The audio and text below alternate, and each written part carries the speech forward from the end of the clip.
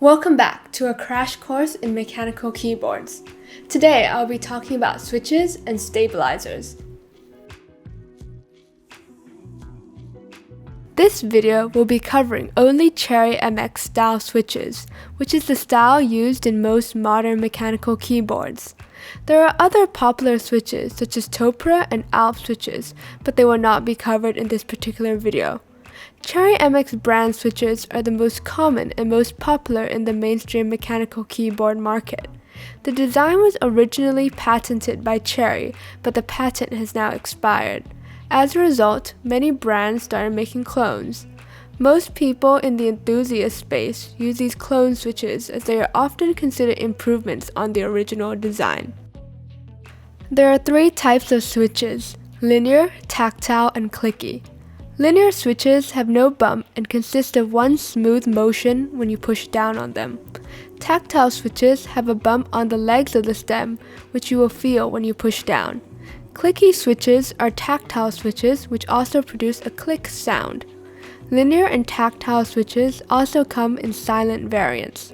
In these silent variants, the rails of the switch are dampened. The main factors you should consider when choosing a switch in general are the smoothness of the switch, the sound profile of the switch, the tightness of the housing, and the weight of the spring. Usually, absolute smoothness is preferred, but in the end, the switch you choose will depend on your own preference. The sound of the switch will depend on the materials used. Palm will generally be the thockiest or deepest sounding, while switches with umwipe or polycarbonate housings will sound higher pitched. Switches with thinner top housings will also be higher pitched than those with thicker top housings. Tighter housings on switches means that there will be less wobble and a more consistent feel throughout, though in some cases the housing is too tight, causing issues with the stem getting stuck. The weight of the spring will usually determine how much force is required to press down on the switch.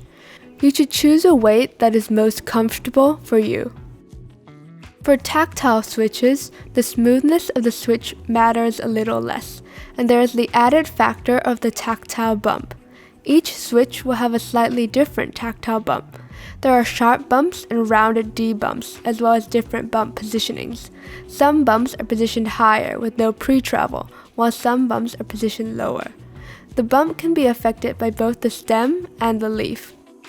For clicky switches, there are two main types of click mechanism: click jackets and click bars.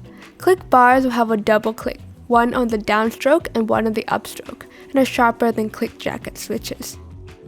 Though, like is always stated, switches are all about preference, so I can't really say which switch will be perfect for you. Though here are some popular switches that might be a good starting point. Obviously, it is very difficult to find a switch that is perfect in every way, e.g. super smooth, sounds amazing, and has tight housings. To overcome some of the issues with your switches, there are many ways to modify them. One of the ways to make your switches sound better and feel better is to lube them. This involves applying a thin layer of lube over the stem and housing to make the switch smoother. Different lubes have different thicknesses, and this will change the feel of the switch. Here are some common lubes ordered from thinnest to thickest.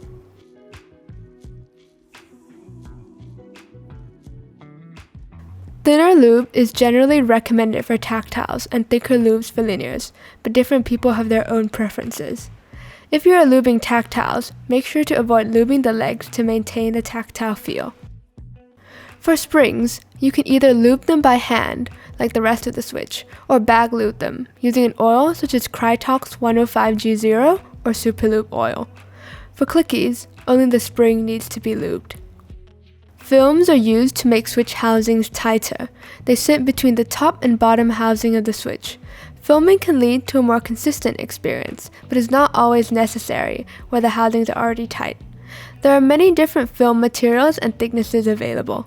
Naturally, the thicker the film, the tighter the housing will be. Spring swapping is the replacement of the spring inside the switch. This can be to make the switch more comfortable to use or because of a preference for a certain kind of spring, such as slow or progressive.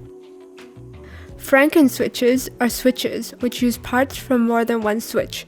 A notable example is the Holy Panda, which uses the housing from an Inver Panda switch and the stem of a Halo switch. Stabilizers are there to support the larger keys present on a keyboard.